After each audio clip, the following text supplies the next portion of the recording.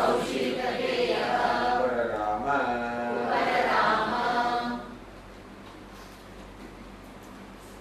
ચક્રાણ વિશ્વસ્ત ત્યારે શાંત થઈ ગયો ત્યારે આ કહોલ કૌશિકે એ ઉપસ્થિત થયો પ્રચ્છ એને પ્રશ્ન કર્યો યાજ્ઞવલ્ક્ય હે યાજ્ઞવલ્ક્ય यदेव साक्षात अपरोक्षात ब्रह्म જે સાક્ષાત અપરોક્ષ બ્રહ્મ છે જેના વિશે આગળ તો કે ચાક્રાણ ઉશસ્ત્ર બે વસ્તુ પૂછી હતી એની વાત કરે છે કે આ સાક્ષાત અપરોક્ષાત બ્રહ્મ એ આત્મા સર્વાંતર જે આત્મા સર્વાંતરતમ છે ધર્મે ચક્ષુષી એ આજ્ઞાવલ્ક્ય એની વ્યાખ્યા મારી સમક્ષ કરો એ વસ્તુ ઉશસ્ત્રે કહી હતી એ થોડુંક એથી વધારે કંઈક જાણવા માટે હવે આ કહોલ પ્રશ્ન કરે છે એ ઉત્તર આપવામાં આવ્યો એ છે આત્મા સર્વાંતર એ કહોલ આત્મા છે એ સર્વાંતર છે કતમો યાજ્ઞવલ્ક્ય સર્વાંતર એ યાજ્ઞવલ્ક્ય કયો આત્મા સર્વાંતર છે ઘણી વસ્તુ આત્મા નામે ઓળખાય છે દેહ છે ઇન્દ્રિય છે મન છે બુદ્ધિ છે ચૈતન્ય છે અને કયો સર્વાંતર છે ये अश्नायात्वास है शोक मोहम जरा मृत्यु मत्येदि आत्मा जे भूख અને તરસ શોક અને મોહ વૃદ્ધાવાસ મૃત્યુ એ સર્વથી પાર છે સર્વથી અતીત છે એ આત્મા સર્વાંતર છે એ અપરોક્ષ બ્રહ્મ છે આ પ્રકારે ઉત્તર આપે પછી આગળ કહે છે કે આ પ્રકારના જ્ઞાનનું સાધન તો સંન્યાસ છે સંન્યાસ કોને કહેવાય એતં દ્વૈતમ આત્માનં વિદિત્વા આ પ્રકાર આત્મા અશનાયા વિપાસા શોક મોહ જરા મૃત્યુ અતિત્ય થઈને રહેલો છે અર્થાત એ સર્વથી પર છે એ રીતે આત્માને જાણીને પરોક્ષતા જાણીને કે આત્મા આ પ્રકારનો ये सुखी दुखी करता भोगता नहीं संसार नहीं परंतु सदा मुक्त से नित्य मुक्त से ये प्रकार जाने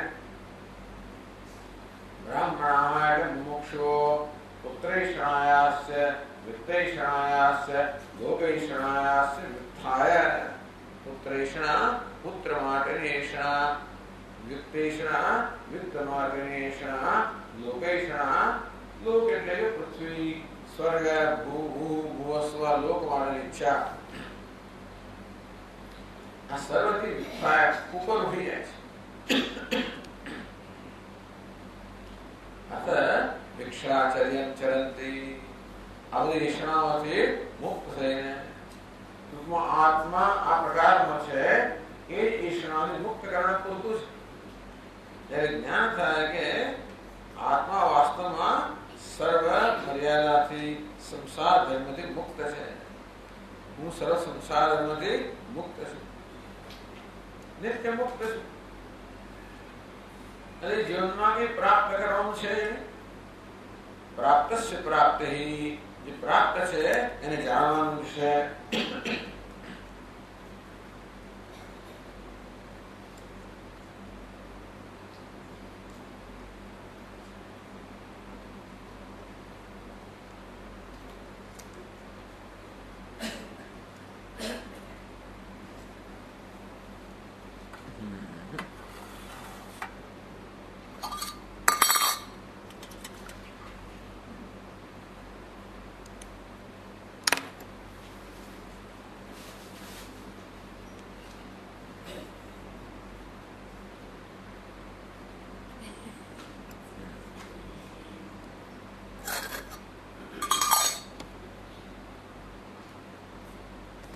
ત્રણેય પ્રકારની ઈશ્વરથી મુક્ત થઈને પછી ઉપનિષદ કહે છે કે ઈશ્વર ત્રણ પ્રકારની કહેવાય છે પણ ખરેખર તો બે પ્રકારની છે જ્યાં હે પુત્રેષ્ણા સા વિત્તેષ્ણા પુત્રની ઈચ્છા અને વિત્તની ઈચ્છા બે જુદી જુદી નથી સમજાવશે વિત્ત એટલે ધનની ઈચ્છા બે પ્રકારની છે એક તો માનવ સંવિત્તમ બીજું દૈવ વિત્ત માનવ સંવિત્તમ આ हिरण्य पशु વળે આ બધી જે ઈચ્છાઓ છે, ધન સંપત્તિની ઈચ્છા છે, એ માનુષ વૃત્તિની ઈચ્છા છે.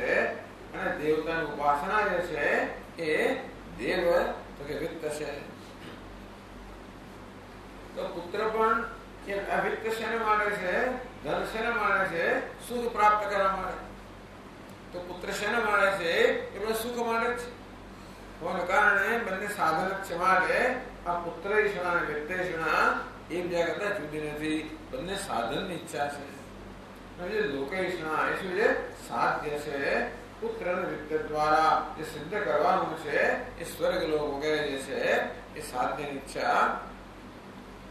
ઉવેક્યતે એષણે એવ ભવતઃ. આ બે પ્રકારની ઈચ્છા છે. એક સાધનની ઈચ્છા, બીજી સાધ્યની ઈચ્છા. ટૂંકમાં જીવનમાં સ્વર્ગ પ્રાપ્ત કરવું છે એ પ્રકારને લોકેચ્છા કહેવાય. તો ખબર પડે કે એ માટે તો આપણને ધન જોઈએ. તેથી એ સાધનની ઈચ્છા જન્મે. સાધ્યની ઈચ્છામાંથી સાધનની ઈચ્છા જન્મે. આપણે અક્ષર મુક્ત થઈને પછી શું કરવા? સંન્યાસ ગ્રહણ કર્યો, બધા મુક્ત થઈ ગયા. હવે શું કરવાનું? તસ્માત બ્રાહ્મણ પાંડિત્યમ નિર્વિદ્ય. બ્રાહ્મણ એટલે મુમુક્ષુ છે. પાંડિત્યમ, પાંડિત્યને પ્રાપ્ત કરવું એટલે કે શાસ્ત્રનું શ્રવણ કરવું એવો અર્થ કરશે. નિર્વિદ્ય પૂર્ણ રીતે સંપાદન કરીને. વિદ્ય એટલે પ્રાપ્ત કરવું એ અર્થમાં છે. મેળવવું, વિદ્ય સંપાદન કરીને. બાલ્યને તિષ્ઠા છે. એક બાળકની જેમ રહેવું જોઈએ. એ બાલ્યનો અર્થ મનન કરવામાં આવે છે. તો કે મનન કરવું જોઈએ. બાલ્યમ છે, પાંડિત્ય છે, નિર્વિદ્ય. આ મનન અને શ્રવણ બંનેને પૂર્ણ રીતે સંપાદન કરે. અર્થ મુનિ, પછી મુનિ બનવું જોઈએ, મનુષ્ય બનવું જોઈએ, નિધિધ્યાસન કરવું જોઈએ. આ મૌનમ છે, મૌનમ છે નિર્વિદ્ય. આ મૌનમ શ્રવણ અને મનન, મૌન અને નિધિધ્યાસન એ બધાને પૂર્ણતયા પ્રાપ્ત કરે. અથ બ્રાહ્મણ એ વાસ્તવમાં બ્રહ્મ જ્ઞાની થાય છે. મુખ્યમાં બ્રાહ્મણ બને. પેલા બ્રાહ્મણ કોને માટે વાપર્યું? મુમુક્ષ માટે. આ શ્રવણ મન નિધિધ્યાસન શું બને છે? સાચા અર્થમાં બ્રાહ્મણ બને છે, બ્રહ્મ જ્ઞાની બને છે. તો પ્રશ્ન થયો, સ બ્રાહ્મણ કેન સ્યાત? આ બ્રાહ્મણના શું લક્ષણ છે ભાઈ? કયા લક્ષણને કારણે એ બ્રાહ્મણ કહેવાય? કયા દેખાવને કારણે? કયા બહારનું ચિહ્ન છે જેને કારણે આપણે બ્રહ્મ જ્ઞાની કહીએ? તો કે નહીં ભાઈ, યેન સ્યાત તેન ઈદૃશેવ સ્યાત. એને ગમે તેવા લક્ષણ હોય, બ્રાહ્મણ કોને કહેવાય? જે બ્રહ્મ જ્ઞાની છે એ બ્રાહ્મણ છે. એ પછી એના લક્ષણ ગમે તેવા, યોગી હોય કે ભોગી હોય. યોગ રતો વા, ભોગ રતો વા, સંગ રતો વા, સંગ વિહીન. યોગ ને રહેતો હોય, ભોગ ને રહેતો હોય, સંગ ને રહેતો હોય, સંગ વિહીન હોય. એ તો યશ્ચિત બ્રહ્મણે રમતે ચિત્તમ નંદતિ નંદતિ નંદત્યેવ. ચિત્ત બ્રહ્મમાં રમણ કરી રહ્યું છે એ બ્રહ્મ જ્ઞાન છે. અત અન્ય આકમ આ શિવાનું બ્રહ્મ શિવાનું જે કહે છે કેવું છે? મિથ્યા છે. તતો કહોલ કૌશિતકે ઉપરનામ. આ પ્રકારનો યાજ્ઞવલ્ક્યજીનો ઉક્ત સામેને કહોલ કૌશિતકે છે એ શાંત થઈ ગયો. ગ્રંથકાર આપણને આ સમજાવે છે. ઘણું આપણે જોઈ ગયા છે, છતાં પણ 202 પાના પર કહોલ પ્રશ્ન, 226 શ્લોકમાં 202 પાના પર કૌશિતકેયો મતિમાન કહોલસ્તમ ભાષત. આ મતિમાન બુદ્ધિમાન કહોલ કૌશિતકે છે. એના પછી અભાષત એમણે પૂછ્યું યાજ્ઞવલ્ક્યને, ઉષસ્તોક્તમોદ્યેતમ આત્મા બ્રહ્મ કથમ ભવેત. ઉષસ્તે જે પૂછ્યું હતું એક શબ્દમાં પૂછ્યું, પણ એની પાછળનું પ્રયોજન છે આત્મા બ્રહ્મ કથમ ભવેત. આત્મા કેવી રીતે બ્રહ્મ હોઈ શકે? આત્મા કેવી રીતે બ્રહ્મ હોઈ શકે? આત્મા સંસાર ધર્માયમ. આત્મા જાણીએ છે એ આત્મા કેવો છે? સંસાર ધર્મ ધરાવનારો છે, ભૂખ્યો તરસ્યો છે, શોકગ્રસ્ત છે, મોહગ્રસ્ત છે, વૃદ્ધ છે, મર્ત્ય છે. આત્મા તો સંસાર ધર્મ ધરાવનારો છે. શુદ્ધિતસ્ય વિપાસિતઃ, એને શુદ્ધા છે, વિપાસા છે, શોક મોહ સમાવિષ્ટ, એ શોક મગ્ન છે, મોહમાં મગ્ન છે. જાયતે મૃતે તથા, એનો જન્મ છે, મૃત્યુ છે. પણ આત્મા આ બધા સંસાર ધર્મ ધરાવનારો છે. આવો આત્મા બ્રહ્મ કેવું છે? છ ઉર્મિ રહિતમ બ્રહ્મ. અને છ ઉર્મિ કહેવામાં આવી: અશનાયા પિપાસા, શોક મોહ જરા મૃત્યુ. અશનાયા પિપાસા પ્રાણનો ધર્મ, શોક મોહ છે મનના ધર્મ, જરા મૃત્યુ શરીરના ધર્મ. આ છ ને ઉર્મિ કહેવામાં આવે. સંસાર સાગરના મોટા તરંગો. ઉર્મિલા તરંગ.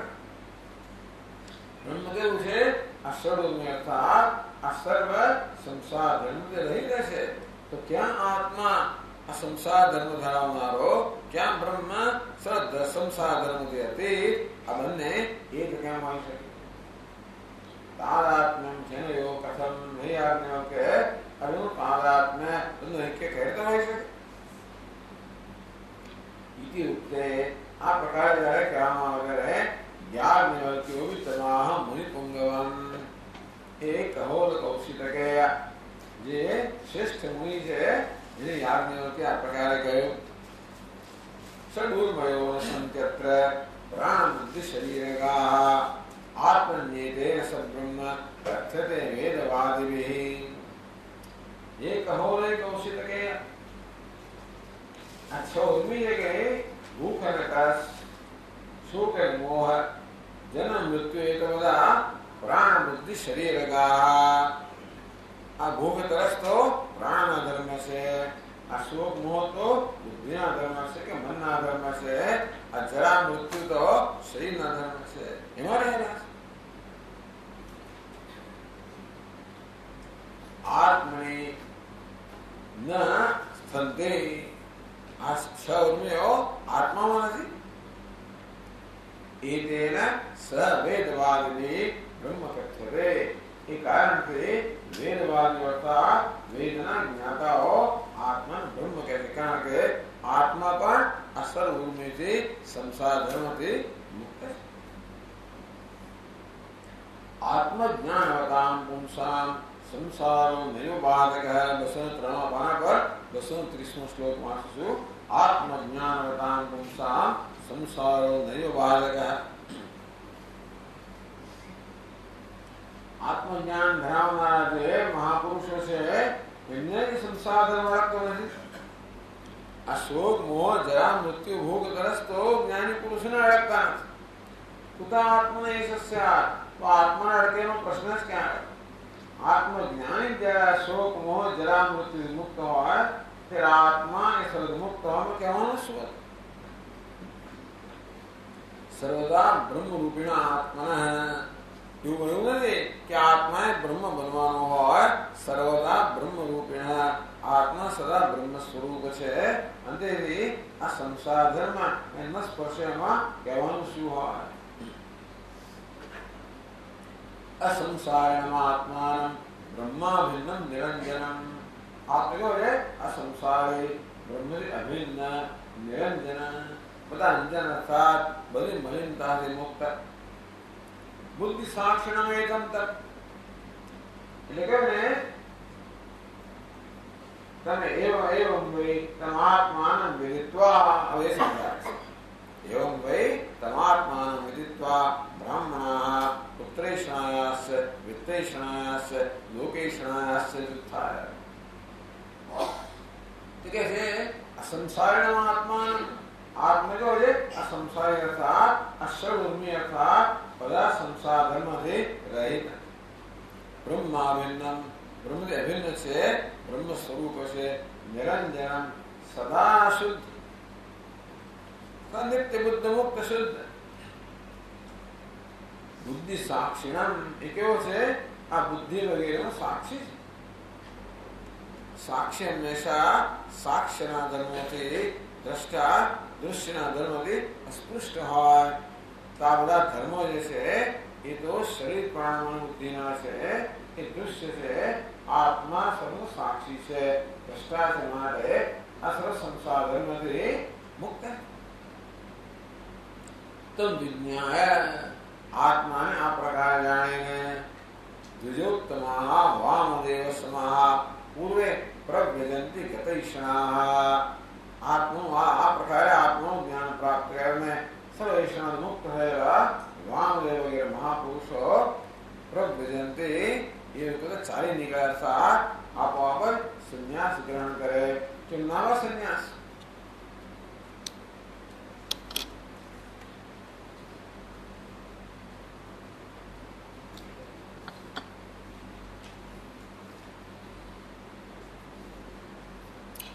ईषणः. अब ईषणाની વાત કરે. उत्तरैषणः, वित्तैषणः, लोकैषणः. उभयेष्येवेते ईषणे भवतः. अवेगेषणाओं से શું છે કહે છે? सुतो मे भवतु मे सुतो भवतु मे तद्वद वित्तं दैवं च मानुषं प्रजाय में स्यात् अथ प्रजाय वित्तं में स्यात् अथ कर्म कुर्वीय. બધામાં આગળ કહેવામાં આવ્યું કે હું પત્ની પ્રાપ્ત કરું જેથી હું સંતાનને પ્રાપ્ત કરી શકું, અને સંતાન ન હોય જેથી હું કર્મ કરીને વિત્ત મને પ્રાપ્ત થાવ એ કર્મ કરી શકું. બસ એનો અનુવાદ કે સુતો મેં ભવતું, મને પુત્ર હોય, સંતાન હોય, તદ્ વિત્તમ દૈવમ ચ માનુષમ. એ રીતે આ દૈવ વિત્ત અને માનુષ વિત્ત. તો કહ્યું ને કે ક્ષેત્ર પશુ વગેરે કેવું છે? માનુષ વિત્ત. અને દેવતાનું ઉપાસન કેવું છે? દૈવ વિત્ત. સુખમ લોકદ્વયમ ચૈતદ એષણાત્ર નિરિતમ. અને સુખમ આ લોક અને પરલોકમાં જે સુખ પ્રાપ્ત થાય, સ્વર્ગની લોક ઈચ્છા એટલે સુખની ઈચ્છા, આ લોકની ઈચ્છા એટલે સુખની ઈચ્છા છે. એટલે માણસે કશું શાણ જોઈતું હોય, સુખ મળે જોઈતું હોય. એતદ ઈષણાત્ર નિરિતમ. આ પુત્રૈષણા, વિત્તૈષણા, લોકૈષણા, આ ત્રણ ઈષણાત્ર. આ ઈષણાત્ર છે. આ ત્રણ ઈષણાનો સમૂહ છે. ત્રણ નથી, બે કરે. કેમ કે છે પિતુ પુત્રો ભવે વિત્તમ. ખરેખર પુત્ર છે પણ પિતાનું ધન છે. પિતાનું ધન વાપરવાનું ધન નહીં, પણ ધન જે રીતે સુખનું સાધન છે, પુત્ર પણ પિતા માટે સુખનું સાધન છે. એ રીતે સુખનું સાધન હોવાને કારણે તો એક વિત્ત સમાન છે. યથા ક્ષેત્રમ યથા પશુ. જેમ ક્ષેત્ર ખેતર, પશુ એટલે વગેરે જે છે એ સુખના સાધન, તે રીતે આ પુત્ર પણ સુખનું સાધન છે. પુત્રેણ અયમ લોક જય. આ પુત્રથી આ લોકની પ્રાપ્તિ થાય, અને દેવ વિત્તથી સ્વર્ગ લોકની પ્રાપ્તિ થાય, માનુષ વિત્તથી કર્મ દ્વારા પિતૃલોકની પ્રાપ્તિ થાય. વિત્તમ ચ સુખદમ તદ્વદ ઇહ લોકે પરત્ર ચ. જેમ જગતની અંદર અવિત્ત છે એ આલોક અને પરલોકના સુખનું સાધન છે, તે રીતે પુત્ર પણ લોકનું સાધન છે. એ દ્રષ્ટિએ વિત્તની કક્ષામાં આવે. તતઃ સુખ ચ તદ્વસ્યાત તદ્ધેતો ઈષણાદ્વયમ. ખરેખર તો હું ઈચ્છા છે ને જે સુખની ઈચ્છા છે, એને કારણે પછી સુખ એમને ન મળે, કોઈ કર્મ કરવાથી મળે, એટલે સુખના સાધનની ઈચ્છા જન્મે. ઈષણાદ્વૈતમેવાત્ર વસ્તુતઃ સર્વદેહિના.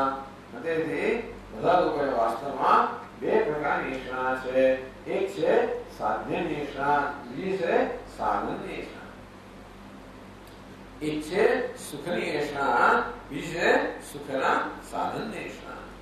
અવિત્ત પુત્ર વગેરે સુખના સાધનની ઈષણામાં આવી જાય. ઈચ્છિત્યપી સર્વ સુખમસ્તીતિ નાપરમ. કારણ કે બધા લોકો એક જ વસ્તુ ઈચ્છે, અમને સુખ પ્રાપ્ત થાવ. પપ્પા એટલે દુઃખ અમને ન જોઈએ, સુખ જ જોઈએ. सुखम च आत्म संसारे सर्वानंदाविषायि स्वप्रकाशे सचिप्रज्ञे सर्वभेदवर्जिते न अपरत्र। खरेखर सुख क्या है? आत्मी असंसारे आत्माમાં અસંસારમાં છે, અસંસારી આત્મામાં છે. સર્વાનંદાવિષાયની આત્મા કેવો છે?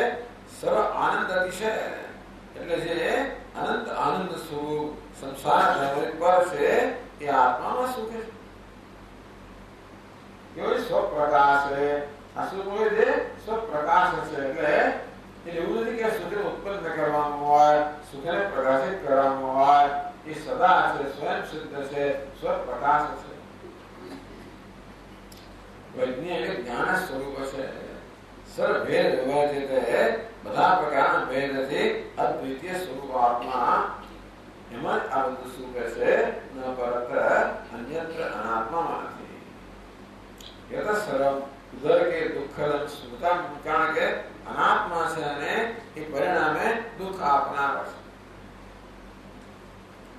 અનાત્મા કદાચ પ્રારંભમાં સુખ આપનાર જણાય તો ખરેખર એ સુખ એટલા માટે નથી કે સુખ છેવટે દુઃખમાં પરિણમનારું છે. તો પરિણામ જે આવે એ સુખ પહેલા હોય ને. જો પરિણામમાં દુઃખ આવે તો એનું તો પછી છેવટે કારણ પણ દુઃખ જ હોવું જોઈએ. ઈ સંસ્પર્શના ભોગા દુઃખ યોન એવતે. આ વિષયોના સ્પર્શથી ભોગ કે સુખ જન્મે એ દુઃખનું કેમ કારણ કે દુઃખમાં પરિણમે છે. એટલે હવે આત્મા આનંદ સ્વરૂપ છે, અનાત્મા દુઃખ સ્વરૂપ છે. એ ઘણા બધા શ્લોકોમાં ગ્રંથકાર બતાવે છે કે જો ભાઈ બધી વસ્તુઓ જે સુખના સાધન તરીકે આપણે જાણીએ છીએ એ બધી છેવટે દુઃખ કરનારી છે. સુખના સાધન તરીકે જાણીતી બધી જ વસ્તુઓ છેવટે દુઃખ કરનારી કઈ રીતે સમજાવે છે. જનની સર્વજંતુમાં પ્રસિદ્ધ સુખકારિણી. જો ભાઈ બધા પ્રાણીઓ માટે માં તો હંમેશા સુખ આપનારી છે, કોઈ સંશંકા નથી. સ્તન્યદાનાત, માં સ્તન્યનું દાન કરે છે, બાળકને દૂધ પીવડાવે છે. સત રક્ષણાત, બાળકનું સદા રક્ષણ કરે છે. ભૂલ અપાયત, અનેક પ્રકારના દુઃખમાંથી મુશ્કેલીમાંથી સતત બાળકનું રક્ષણ કરે છે. બંને રીતે શારીરિક મુશ્કેલીમાંથી અને માનસિક મુશ્કેલીમાં હંમેશા બોધ આપનારી છે. પોતાના કર્મ દ્વારા બાળકને દુઃખમાંથી તો ઉગારે શરીર, પણ એના ઉપદેશ બોધ દ્વારા બાળકને માનસિક દુઃખમાંથી ઉગારે. એની ગુરુ એ છે. મલાદી અપનાયાત, બાળકના શરીરનો મેલ તો દૂર કરે અને મનનો મેલ પણ દૂર કરે બોધથી. ચિત્રા સ્નેહાય લૌકિકાત, આ પ્રકારે અનેક પ્રકારના સ્નેહ જે અમારે છે બધી રીતે સંતાન માટે સુખનું સાધન છે. એમાં કોઈ બે મત નથી. તો આવું સુખનું સાધન જેને ગણવામાં આવે એ માં પણ છેવટે દુઃખદાયી નીવડે છે. કેમ? કોક તો હવે માં જો ગુસ્સે થઈ જાય બાળક પર તો બાળક અસહ્ય દુઃખી થાય, એની કોઈ તુલના નથી. મરણાત, અને માનું મરણ થઈ જાય તો સવાલ જ નથી. દત્યા દુઃખમ સુદુસ્સહમ, એ જ માં જે સુખનું સાધન છે એ દુસ્સહ દુઃખ આપનારે બને છે. જનન્યા મરણમ બાલ્યે, બાલ્યાવસ્થામાં માતા મૃત્યુ થયું. પત્ની પણ સુખ આપનારી છે ને. ધારણા યૌવને તથા, યુવાવસ્થામાં પત્નીનું મૃત્યુ થયું, બાલ્યાવસ્થામાં માનું મૃત્યુ થયું, યુવાવસ્થામાં પત્નીનું મૃત્યુ થયું. વાર્ધકે કનયાનામ છે, વૃદ્ધાવસ્થામાં સંતાનનું મૃત્યુ થયું. વજ્રપાત સમ, બધા દુખ્યો છે વજ્રપાત સમાન છે. આ દુઃખ કેવું છે? અગ્નિ પ્રવેશ અને દુઃખમ. અરે અગ્નિમાં પ્રવેશ કરવાથી દુઃખ થાય. છેદ એવું પુરુષો છે આ છેદન થઈ જાય જે દુઃખ થાય. જીવતા શૂલ સંક્ષેપે જીવતાને સૂઈએ ચડાવવામાં આવે. ભગોરવા પતને નહીં કે પહાડ પરથી પડવામાં આવે. આ બધા દુઃખો તો ભયંકર છે છતાંય પણ તાદૃશમ દુસ્સહમ દુઃખમ તો છતાં આ માના મૃત્યુથી, પ્રજ્ઞાના મૃત્યુથી, સંતાનના મૃત્યુથી જે દુસ્સહ દુઃખ જન્મતું હોય છે, આ બધા એલિમેન્ટલ, આ બધા જે તત્વો છે, નૈનમ છિન્નંતિ શસ્ત્રાણી, નૈનમ દહતિ પાવકઃ, નશૈનમ ક્લેદયન્તિ, આ બધા જે તત્વો છે બધા દુઃખ આપનારા છે. પણ એ દુઃખ આવું દુસ્સહ નથી જેવું પેલા આ માં કે પત્ની કે સંતાનના વિયોગમાં જન્મનાર છે. જનન્યાદિ દુઃખમ બાલ્યાદિ જાયતે યથા, બાલ્ય અવસ્થા વગેરેમાં જનીના મૃત્યુથી જે દુઃખ જન્મે છે એની તુલના પેલા દુસ્સહ દુઃખ પણ ન કરી શકે. આમ આ પ્રિય વસ્તુઓ કેમ દુઃખ આપે એ કહે છે ગ્રંથકાર. પ્રિય વસ્તુ પહેલા સુખ આપે પછી દુઃખ આપે. અપ્રિય વસ્તુ તો હંમેશા દુઃખ આપે. પ્રિય વસ્તુ પણ પહેલા સુખ આપનારી જણાય, અંતમાં દુઃખ આપનારી નીવડે. પ્રિયાણી સર્વભૂતાની પિત્રાદીની જનસ્યહિ, પિતા વગેરે પણ મનુષ્યને બધા પ્રિય છે, અર્થાત સુખનું સામ્રાજ્ય જાણીતું છે. વિયોગ એ દુઃખ અત્યર્થમ, જે કે પ્રિય વસ્તુઓ છે એ વિયોગ છે દુઃખ આપે છે. જેનો સંયોગ અર્થાનો વિયોગ થવાનો છે કહે છે. વિયોગ સર્વથા ભાવી સંયોગે સતી દેહિના, કોઈ પ્રાણીને સંયોગ થાય, કોઈ પ્રિય વસ્તુ સાથે, અહીંયા અત્યારે જે જીવંત પ્રિય વસ્તુની વાત કરવામાં આવે છે, માતા હોય, પિતા હોય, પત્ની હોય, સંતાન હોય, મિત્ર હોય, જે બધા સુખના સાધન પ્રસિદ્ધ છે, સંયોગ એટલે વિયોગ ક્યારેક થવાનો છે. કે હવે ચિકિત્સા નિમિત્તેન કાળ રોગ તે નહીં, કશું છે રોગ થાય એની ચિકિત્સા ન થાય, એવો કાળ રોગ વગેરે થાય તો મૃત્યુ થવાનું છે. અને તેથી જેની તરફ સંયોગ થયો એ પ્રિય વ્યક્તિ સાથે પણ વિયોગ થવાનો છે. અને જે દુસ્સહ દુઃખ આપે છે એ દુઃખ બીજું કોઈ આપતું નથી. આ પ્રકારે આ શ્લોકોમાં કેવી રીતે પ્રિય વસ્તુ દુઃખનું સાધન બને છે એ બતાવ્યું. અપ્રિય વસ્તુ દુઃખનું સાધન છે. અપ્રિયાણી ભૂતાની સંયોગેન, અપ્રિય વસ્તુ વિયોગથી દુઃખ આપતી હોય, અપ્રિય વસ્તુ સંયોગથી દુઃખ આપે. કેટલાક લોકો જ્યાં જાય ત્યાં દુઃખ જન્માવે, સુખ જન્માવે, જ્યાં જાય ત્યાં સુખ જન્માવે. એ કેટલાક લોકો જ્યારે જાય ત્યારે સુખ જન્માવે. પ્રિય લોકો જ્યાં જાય ત્યાં સુખ જન્માવે, અપ્રિય લોકો જ્યારે જાય ત્યારે સુખ જન્માવે. એકમાં સંયોગથી સુખ અને દુઃખ, બેમાં વિયોગ છે. અપ્રિયાણી ભૂતાની સંયોગેન દહંતિ અમું, અપ્રિય વસ્તુઓ જે છે એને સંયોગથી દુઃખથી દાહન કરે છે, દુઃખથી રજાડે છે. અગ્નિ યથા સંયુક્તમ સર્વમેવ દહત્યમ, અગ્નિ જેવી રીતે જેના પર સંપર્કમાં આવે એને બાળકો તેવી રીતે અપ્રિય લોકો જે છે એ જેના સંપર્કમાં આવે એને દુઃખથી બાળે છે. ચેતન અચેતન વસ્તુની વાત કરી, તદ્વત જડાની અપી સર્વદા, આ જળ વસ્તુ દુઃખ આપનારી છે. તેમાં પ્રિય થઈ જાય ને, જળ વસ્તુમાં પ્રેમ ઉત્પન્ન થઈ જતો હોય. પોતાના મોટરકારમાં પ્રેમ ઉત્પન્ન થઈ જાય, પોતાના ઘરમાં પ્રેમ ઉત્પન્ન થઈ જાય, અરે ફર્નિચરમાં પ્રેમ ઉત્પન્ન થઈ જાય, વસ્ત્રમાં પ્રેમ ઉત્પન્ન થાય, ઘરેણામાં પ્રેમ ઉત્પન્ન થાય. આ જળ વસ્તુઓ પણ વિયોગથી દુઃખ આપે. યોગ વિયોગાભ્યામ પ્રીત્ય પ્રીતિ કરાણી છે. જેમ ચેતન વસ્તુઓ છે જળ વસ્તુઓ પણ પ્રિય હોય તો વિયોગથી, અપ્રિય હોય તો સંયોગથી દુઃખ આપે છે. દહંતિ અવિરતાન, કોને? જે લોકો વૈરાગ્ય નથી એમને. ખરેખર દુઃખ કોણ આવે છે? આસક્તિ આવે છે. ભલે આપણે એમ કહીએ કે વ્યક્તિ દુઃખ આપે છે, પણ ખરેખર કોણ છે? વ્યક્તિમાં રાગ દુઃખ આપે છે કે દ્વેષ દુઃખ આપે છે? આપણે અપ્રિય કોને કહીએ? તો છેવટે અપ્રિય એટલે શું? જેના પર દ્વેષ જન્મે છે તે. પ્રિય કોને કહીએ? જેના પર રાગ હોય તે. આમ તો રાગ દ્વેષ દુઃખ આપે, વ્યક્તિ દુઃખ નથી આપતી. એટલે અવિરતાન, જેનો વૈરાગ્ય નથી, રાગ દ્વેષ થી પીડાય છે. એમાં રાગ દુઃખ આપનાર છે વિયોગથી, દ્વેષ દુઃખ આપનાર છે સંયોગ.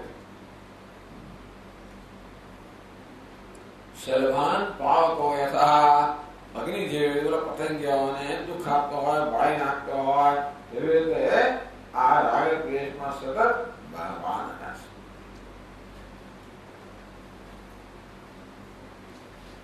પુત્રાવિત્તાનિ લોકાસ્ શરીરં ચ સબાંધવમ એતે દુઃખકરા સર્વે દૃશ્યન્તે સર્વજંતુભિઃ. આ બધી વસ્તુઓ પુત્ર હોય વિયોગથી, વિત્ત હોય વિયોગથી, લોક સ્વર્ગ વગેરે વિયોગથી, શરીર પણ વિયોગથી, સબાંધવ વિયોગથી. એતે દુઃખકરા સર્વે દૃશ્યન્તે સર્વજંતુભિઃ. બધા જંતુઓ જોયે છે કે બધા દુઃખ આપનારા છે વિયોગ. અથવા તો આ પ્રિય વસ્તુઓ છે એની પ્રાપ્તિના પ્રયત્નો નિષ્ફળતા મળે તો દુઃખ કઈ વસ્તુ જન્મ આવે? રાગ દ્વેષ તો ઈચ્છા, રાગ દ્વેષ ઈચ્છા જન્મ આપે. ઈચ્છાને પૂરી કરવા પ્રયત્ન થાય, ઈચ્છા સફળ ના થાય તો દુઃખ જન્મે. यद्यपि कर्तुं प्रवृत्तस्सन् अशक्या विनिवर्तते इच्छा सहित. ઈચ્છાથી પ્રેરાઈને મનુષ્ય જે કરવા પ્રવૃત્ત થાય છે, અશક્ય વસ્તુ શક્ય નથી પ્રાપ્ત કરવાની. ઘણા લોકો એવી ઈચ્છાઓ કરતા હોય કે પૂરી થઈ ના શકે. ઘણા લોકો જાત જાતના બધા ચૂંટણી ઉભા રહેતા હોય, કેટલા ઉભા રહેતા હોય છે, કેટલા મોટા ડિપોઝિટ કમાતો હોય કે અશક્ય વસ્તુ છે ને. કે ચાલ કે ખાતી જઈએ, જો કઈ સીટ મળી જાય તો પૈસા મળશે કે એમની ગણતરી વાત કરે. એટલે ટૂંકમાં ચૂંટણી લડવામાં જે પૈસા લોકો ખર્ચવામાં આવે એ શું છે? એ તો ઇન્વેસ્ટમેન્ટ છે, એ તો રોકાણ છે. એ પાછળથી આપણને વ્યાજ સહિત બધું મળે છે પાછળ. અશક્ય વસ્તુની ઈચ્છા કરનાર લોકો છેવટે બહુ દુઃખી થાય ને, ડિપોઝિટ ના ગુમાવે. તત્ત દુઃખ મુક્તમ મનીષિભિઃ. તેથી આ બધી વસ્તુઓ મહાપુરુષો, બુદ્ધિમાન પુરુષો કહે છે કે આ બધી પુત્ર વિત્ત બધી વસ્તુ કેવી છે? દુઃખજનક છે. એને પ્રાપ્ત ઈચ્છા હોય અને પૂરી ના થાય તો સંતાન આવે જ નહીં, વિત્ત પ્રાપ્ત થાય જ નહીં, શું કરો? આ શરીર સાથ આપે નહીં, કરો શું? પ્રવૃત્તિમ કુરુતે શશ્વત ઉપકારાપકારયો શત્રુ મિત્રાર્થમ. શત્રુ માટે પ્રયત્ન કરે અપકારનો, એને કેમ દુઃખી કરવો? મિત્ર માટે પ્રયત્ન કરે એને બધે ઉપકાર કરો. આમ રાગ દ્વેષને કારણે કોઈ મિત્ર કહીએ, કોઈ શત્રુ કહીએ. મિત્ર કહીને સુખ આપનારો એના તરત આપણે ઈચ્છા થાય કે ભાઈ કેવી રીતે ઉપકાર કરવો. શત્રુ દુઃખ આપનાર છે, તરત ઈચ્છા મેં અપકાર, એને નુકસાન કેમ પહોંચાડવું? અશક્ય વિનિવર્તતે. એ પ્રવૃત્તિ શક્ય નથી બનતી. તો આ રીતે આ ઈચ્છા પણ છે એ દુઃખ આપનારી છે. ઈચ્છા કહો, રાગ દ્વેષ કહો. પેલા રાગ દ્વેષ સંયોગ વિવેકથી દુઃખ આપનારા છે, અને આ ઈચ્છા પણ નિષ્ફળ જ્યારે થાય ત્યારે દુઃખ આપનારી છે. તો 206 પાના પર 249 શ્લોકથી આપણે ચર્ચા આગળ ચલાવીએ. ટીકાકાર છે તત્ર ઈચ્છાયા પ્રયોજકમ અહમ મમ અધ્યાસરૂપમ વિપર્ય જ્ઞાનમ. ઈચ્છાયા પ્રયોજકમ. કે વસ્તુ ઈચ્છાની પ્રયોજક છે, કે વસ્તુ ઈચ્છાનું કારણ છે. ઈચ્છાને પ્રેરનાર, ઈચ્છાને જન્માવનાર કોણ છે? विपर्य ज्ञान, विपरीत ज्ञान, खोटू ज्ञान, शो जन्म्યું અજ્ઞાનમાંથી જન્મેલું. એ કેવું છે? અહમ મમ અધ્યાસ રૂપમ. આ દેહ ઇન્દ્રિય સંઘાતમાં અહંકાર હો, એની ત્યારે સંઘાત વસ્તુમાં મમકાર હો. અહમ અને મમ કેવું છે? વિપરીત જ્ઞાન છે. એ આત્માનું સાચું જ્ઞાન નથી. અહમ છે એ વિપર્યાસ છે, અધ્યાસથી જન્મેલું છે. તથા આ વસ્તુ ઈચ્છા જન્માના છે. આ દેહ વગેરેમાં અહમ ભાવ કે મનોભાવ છે, એટલે જે વસ્તુ અહમ હોય ને સુખી કરવાની ઈચ્છા જન્મે, સુખને પ્રાપ્ત કરવાની, દુઃખને ટાળવાની ઈચ્છા સતત જન્મ્યા જ કરે. ઈચ્છા દુઃખ આપનારી છે. કઈ રીતે? પૂરી ન થાય તો. પૂરી થઈને દુઃખ આપનારી છે. પૂરી થાય તો ઈચ્છા શમી ન જાય, ઈચ્છા વધારે પ્રબળ બને. તો જેવી રીતે અગ્નિમાં ઘી હોમવાથી અગ્નિ પ્રબળ બનતો હોય, તેવી રીતે ઈચ્છા અગ્નિમાં આપણે ઘી હોમીએ, એને ઈચ્છાને સંતુષ્ટ કરીએ. એ ઘી હોમવા એવું છે. ઈચ્છા દૂર નથી જતી, વધારે પ્રબળ બને છે. પછી એક દિવસ એવો આવે કે ઈચ્છા પૂરી નથી. ઈચ્છા પ્રબળ બને, એવી મોટી બની જાય કે મારી શક્તિની બહાર જતો રહે વસ્તુ. છેવટે એ નિરાશાનો સમય આવે. તથા ઈચ્છા કાર્ય દુઃખ સ્વરૂપમ ચાહ.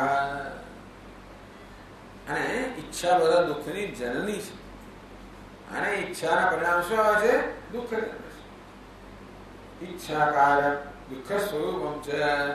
તો હવે પછી ગ્રંથકાર સમજાવે છે કેવી રીતે ઈચ્છા બધા જે વિપરીત જ્ઞાન છે, ઈચ્છાનું કારણ છે, અને ઈચ્છા દુઃખનું કારણ છે. તો 249મો શ્લોકમાં કહે છે, શરીરેન્દ્રિયજાસેયમ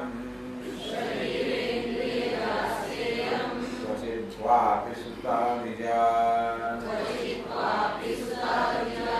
અશક્યેચ્છા વિઘાતસ્યા દુઃખમિચ્છા વધેર્મહત.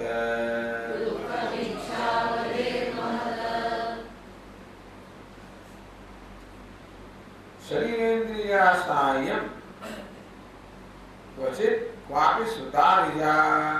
ક્યારેક ઈચ્છા છે એ શરીર ઇન્દ્રિયોમાં જન્મેલી હોય છે, ક્યારેક સદુપુત્ર વગેરે જન્મેલી હોય છે. અશક્ય ઈચ્છા વિઘાતસ્યાત.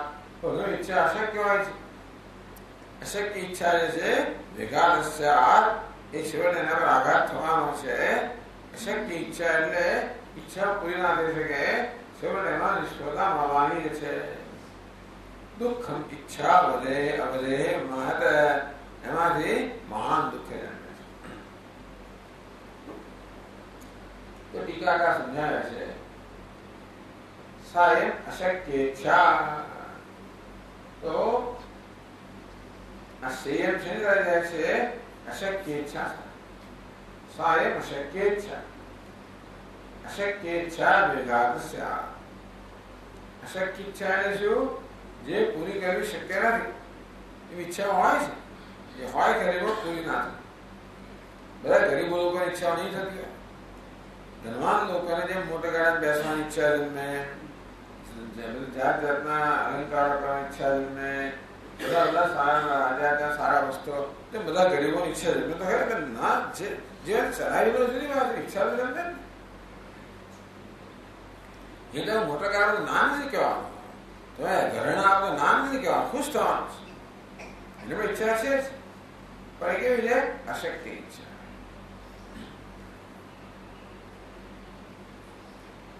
સાયમ શક્ય ઈચ્છા કર્તુમ અશક્ય અર્થે ઈચ્છા. જે કરવો શક્ય ના હોય એ પ્રકારના વિષયની ઈચ્છા, જે પોતાના ગજાની બહારની વસ્તુ હોય એવી વસ્તુની ઈચ્છા અશક્ય ઈચ્છા. શરીરેન્દ્રિય જા. એ સમય જન્મે શરીરમાંથી, ઇન્દ્રિયમાંથી જન્મી. શરીરમાં ઈચ્છા કેમ જન્મી? એ કહે છે કે તો શરીર અધ્યાસ જા, ઇન્દ્રિય અધ્યાસ જાવા. शरीर में अध्यास में शरीर में अहम भाव इच्छा जन्मे, इंद्रिय में अहम भाव इच्छा जन्मे। तो शरीर में तो अनेक प्रकार की विचार मर्यादा है। शरीर में अहम भाव थोड़े मर्यादा लागे जन्मे, मुक्त इच्छा जन्मे, इंद्रियों में घणी मर्यादा है। એટલે અધ્યાસ के कारण अहम भाव के कारण मर्यादित प्राणी लागे जन्मे, તેથી એ દુઃખ આપનારી છે માટે તમારી મુક્ત ઈચ્છા જન્મે છે।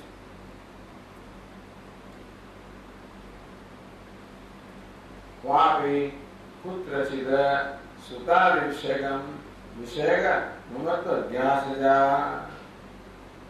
क्या अहमना अध्यास में जन्म इच्छा कि मम का अब पुत्र वगैरह जे मशहूर है मम का कैसे कि भाई पुत्र से कोई पढ़ गया है सुता विषयक ममत्व अध्यास जा असुत है वित्त धन संपत्ति है अब जो मारू છે હું નથી એની ઈચ્છા કેવી છે મમ કારણે જન્મે છે કે મારું છે આ ધનને મારું બનાવવું છે પુત્ર દુનિયામાં હોય એવો મારો પુત્ર ધન બહુ છે પણ મારું ધન આ રીતે અહંકારમાંથી વ્યક્તિત્વની ભાવનાથી મમકાર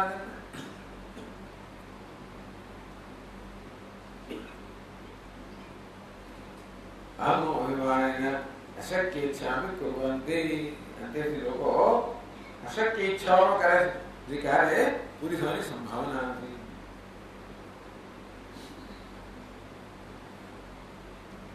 एवं सती इच्छा वधे એટલે શું ઈચ્છા અવધે है और इच्छा अवधि એટલે इच्छा अवधि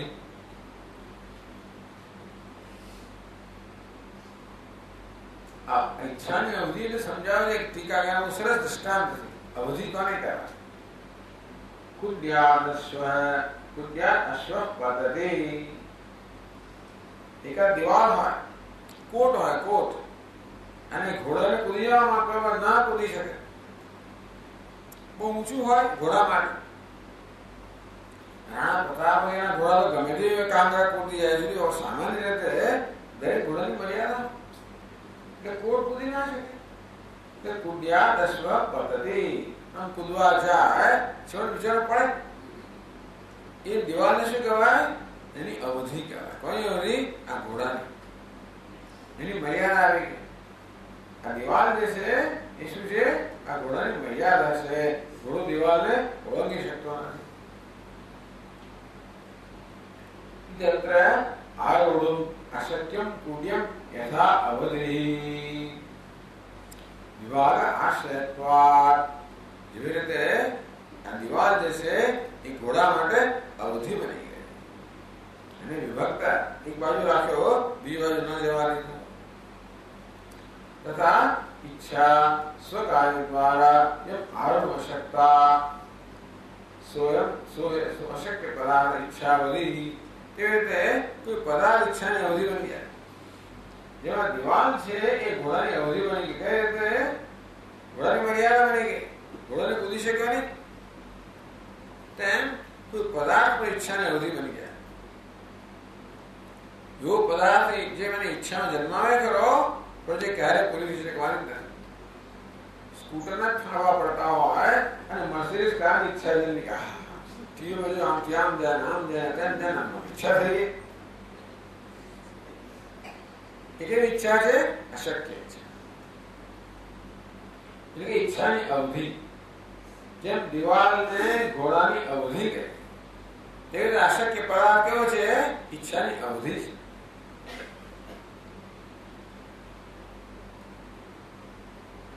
सो अशक्य पदार्थ इच्छा अवधि જેની ઈચ્છા ક્યારેય પૂરી ના થઈ શકે એ પદાર્થ કેવો છે ઈચ્છાની મર્યાદા છે ઈચ્છાની અવધિ છે એટલે વધારે પહોંચી શકે એટલે પહોંચી શકતું નથી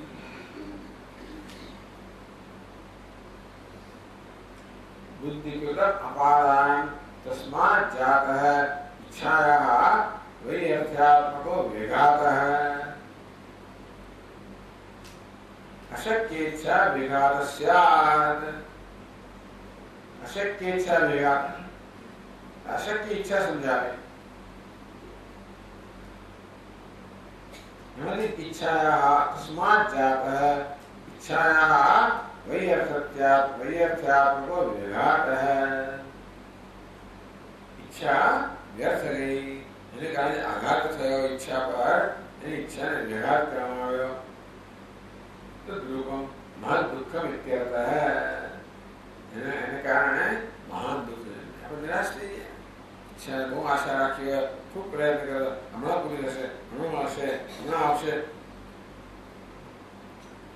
વિઝા આવી જ જવાનો છે સ્વામી, આવી જ જવાનો વિઝા, છોડે ના આવી હું હાય બહુ આશા રાખી હોય, આપણે બહુ પ્રયત્ન કર્યો હોય, એજન્ટ પાસે ગયા, પેલા પાસે ગયા, પેલું ઓળખા કરી, આ કર્યું, બહુ બધું કર્યું હોય, બધા પ્રકારના બેંક એકાઉન્ટ, બધા કાગળિયા બધા તૈયાર કર્યા, પેલો ગાણા માણસ હોય છે, વિઝા આપનાર લોકો તો ક્રેઝી, એટલે એના મગજને એ વખતે શું ચાલે એના પર આધાર રાખે છે।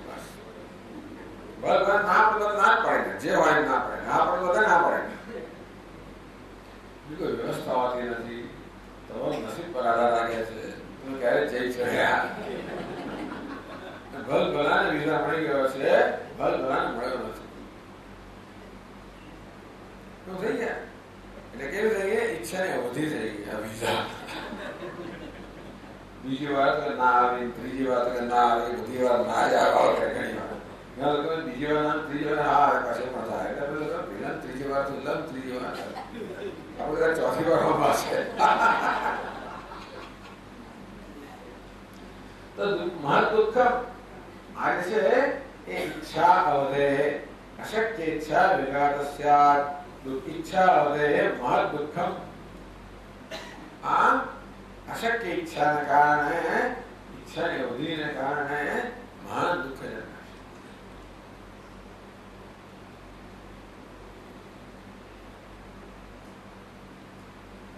છે। વિહન્યમાના ઈચ્છા એવ દુઃખ રૂપેણ પરિણમતે ઇતિ યાવત, ટૂંકમાં જે વિહન્યમાન જે આઘાત થયો છે, જે પૂર્ણ થઈ નથી, જે અધૂરી રહી ગઈ છે, ઈચ્છા દુઃખમાં પરિણમે છે।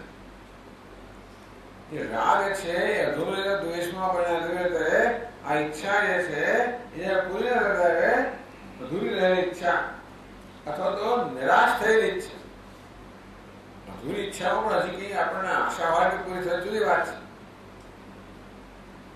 અશક્ય ઈચ્છા જયારે ખબર પડે તો અશક્ય જ છે, હવે શક્ય જ નથી, ત્યારે ઈચ્છા દુઃખમાં પરિણમે છે।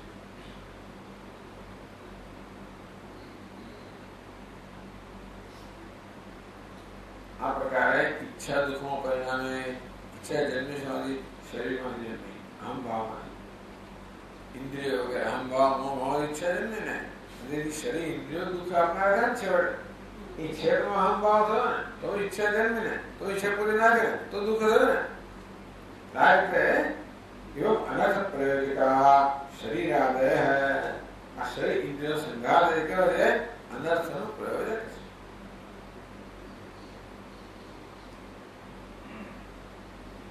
ઈચ્છા પ્રયોજકમ છે તેષાં અનુકૂલતયા પ્રસ્થાનમ સર્વસમમિત્યાહ।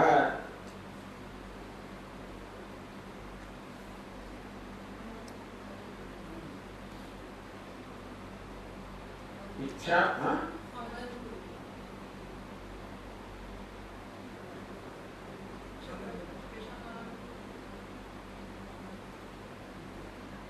अनर्थ प्रयोजकाः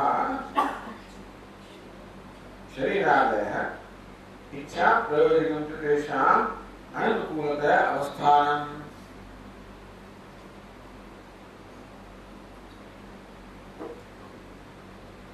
सर्वतः समम् इति आह। तेषाम् अनुकूलतया अवस्थानम् इच्छा प्रयोजकम्, ये अनुकूल हो इच्छा ना जन्मे, अनुकूल ना હોય એ પ્રકાર રહેલા હોય તો ઈચ્છા જન્માવે। આ બધી વાત બધાના સમાન છે, આ શરીર વગેરે જે છે એ અનુકૂળ ના હોય તો ઈચ્છા જન્માવનારા છે। જેવી રીતે કશી વસ્તુ અનુકૂળ ના હોય તો ઈચ્છા જન્માવે એ કહે છે, અને આ નિયમ બધે લાગુ પડે છે। આ સામાન્ય માણસને લાગુ પડે અને બ્રહ્માજીને લાગુ પડે એમ કહે છે સર્વત્ર સમ. અને બધી વસ્તુ અનુકૂળ તો ના આવે ને એટલે દુઃખ જન્મે એટલે પછી એને દુઃખ ઈચ્છા જન્મે એને અનુકૂળ બનાવવાની ઈચ્છા જન્મે.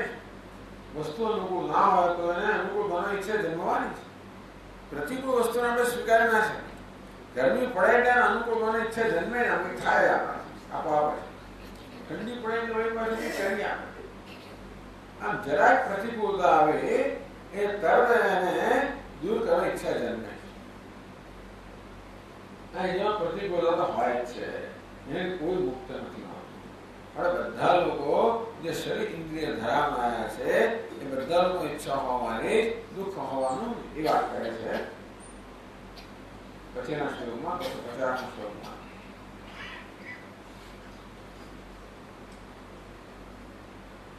શરીરેન્દ્રિય પુત્રાદ્યાઃ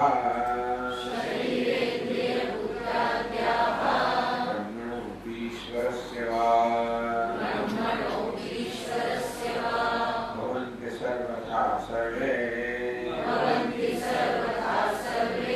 સ્વાધીના નૈવ સર્વદા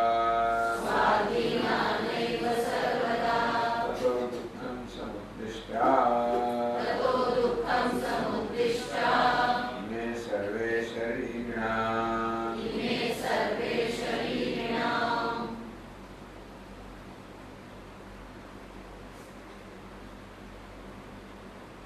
શરીરેન્દ્રિય પુત્રાદ્યાઃ, આ શરીર ઇન્દ્રિય પુત્ર વગેરે જે કઈ અહમ ભાવથી સંકળાયેલી બધી વસ્તુઓ. આ શરીર ઇન્દ્રિયોમાં અહમ ભાવ હોય, પુત્ર વગેરેમાં મનોભાવ હોય. બ્રહ્મણો ઈશ્વર શિવા, બ્રહ્માજી ઈશ્વર શિવજી હોય. ભવન્તિ સર્વદા સર્વે સ્વાધીનાઃ નૈવ સર્વદા, એ બધા જ હંમેશા બધી જ રીતે અનુકૂળ હોય, સ્વાધીન હોય બધું નથી.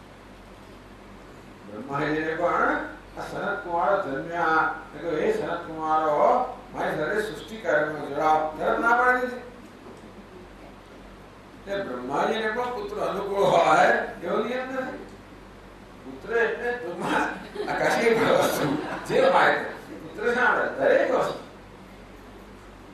તો અહમ ભાવ એમાં ધરાવીએ છે, બીજી વસ્તુમાં આપણે ચિંતા નથી.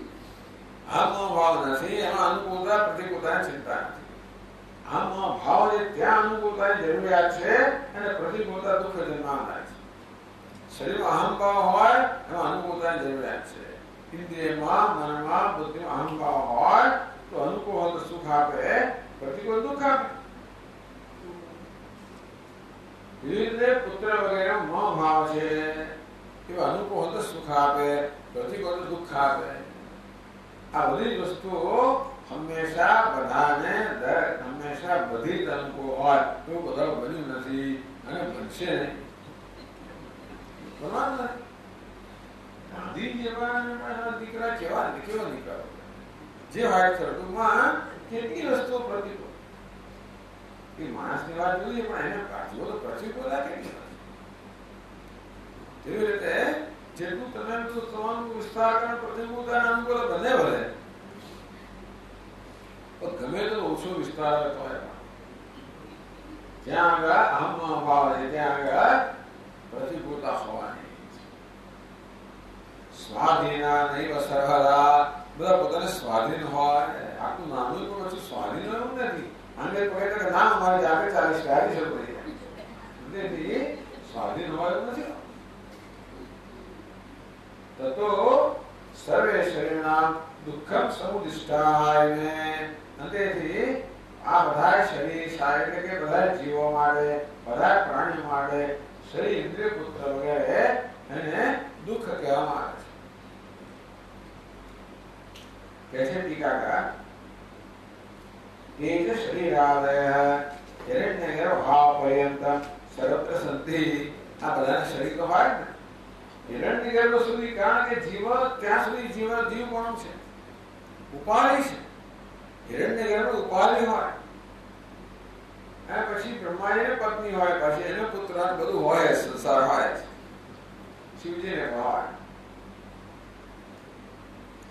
तो हिरण्यगर्भ पर्यन्तं सर्वत्र सन्ति ते च सर्वदा स्वाधीनाः अनुकूलरूपा न सन्ति इति प्रसिद्धमिति शेषः।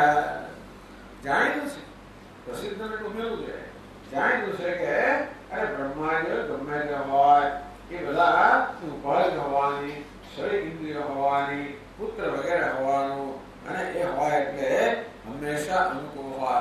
ક્યારેક તો આપણે જો ક્યારે વાંચવા મળતું નથી જુદી વાત છે। અમને ક્યારેક વિચાર આવે કે આ વાંદર અલગ માથું દુખતું હશે કે દુખતું હોય, ક્યારેક એ થતું હશે કે એ બધું વાંચવા નથી મળતું। પાંડવો કૌરવો બધા લોકો હોય જંગલમાં આટલા બધા વર્ષો રહ્યા પણ કોઈ દિવસ તાવ આવ્યો હોય એવું કરવાના આવતું નથી તો થતું તો હશે। શરીર હોય એટલે ક્યારેક તાવ આવે, શરદી થાય, કશું તો થાય વ્યાધિ જતા। અને પત્ની વાળે ક્યારેક તો દલીલો થાય ખરી, ક્યારેક તો જરા ચળવળ થાય તો ખરી ને। સીતાજી તો સીતાજી ગમે હોય પણ ક્યારેક તો તમારો અભિપ્રાય મતભેદ હોવાનો ખરો છે। ભલે ભલામાં પછી જોતા હોય તોય પણ સવાલ છે રામાયણમાં છે, રામચરિત માનસમાં ના હોય। પેલા રામાયણમાં છે તો ખરા કે ક્યારે ઘણી વાર ધારેલો થતી હોય ત્યારે રામજી જરા એમને થોડા ટવાના પડે એવું કરવું પડે થાય।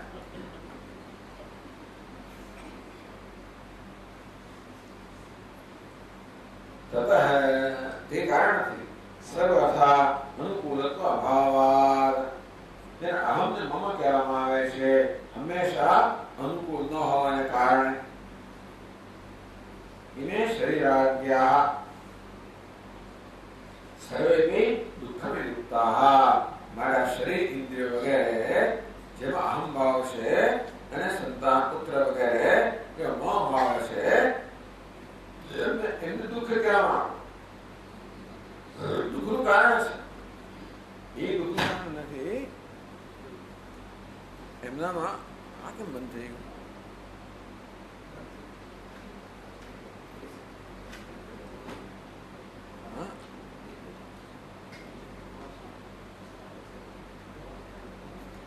ખરું આ બંધ છે ચાલો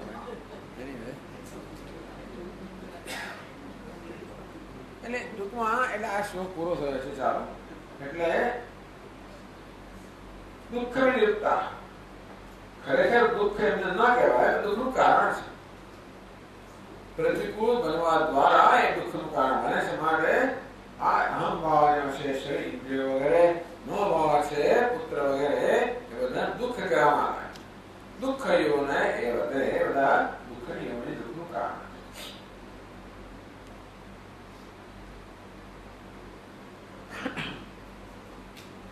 બસ આજે અત્યારે આપણે અહીંયા સમાપ્ત કરશું। આવતીકાલથી આવું ચાલુ